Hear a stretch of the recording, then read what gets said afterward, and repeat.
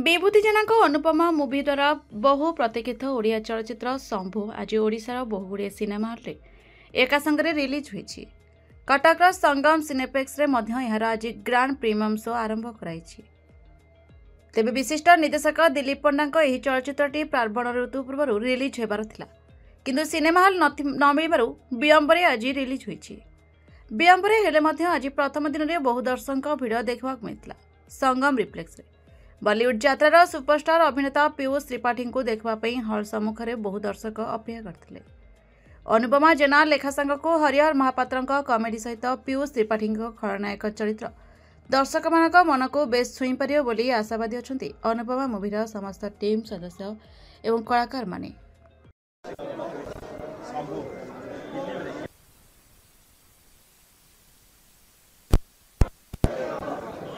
आपण जमती कहले यात्रा समस्त मन को छुई मन छुईवा माने मान आशीर्वाद। मु गोटे कलाकार हिसाब से मो काम करी सिनेमा आज शुभ मुक्ति कर तेणु सिनेमा देखला दर्शक ही तार मतामत देवे सिनेमाटी कौन सिनेमा कौ कलाकार कौन अभिनय कर मतामत दर्शक देले भल हम। सब बड़ कथा हूँ आज फास्ट टाइम पे मुझे दर्शक होगी निजक देखी जो सुजोगटा मुझे पाएनी।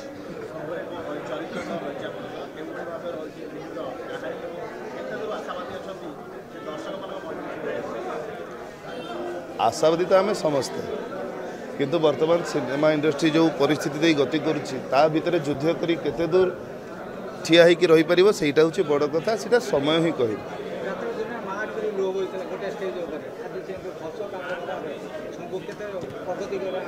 गोटे कलाकार आज्ञा हसब कांदब हसैब कंदेब सबु प्रकार काम करि परिबो, किंतु सेटा केवल कला भितर सीमित रहिबा दरकार। व्यक्तिगत जीवन को न आसिले भल। ओडिया सिनेमा को आपण जाताराणी सिंहवाहिनी अच्छी पृथ्वी माध्यम ओडिया सिनेमा प्रसार प्रसार करा जाता बहुत भल होता होची। बर्तमान आपण पार्टी बर्तमान 14 करूची आज आरंभ आपण जानि नाहंती एटा गत वर्षरु गोटे प्रयास आमर आरंभ होइथिला। Cuttack Parameswar Paida report the republic Odisha 24 news.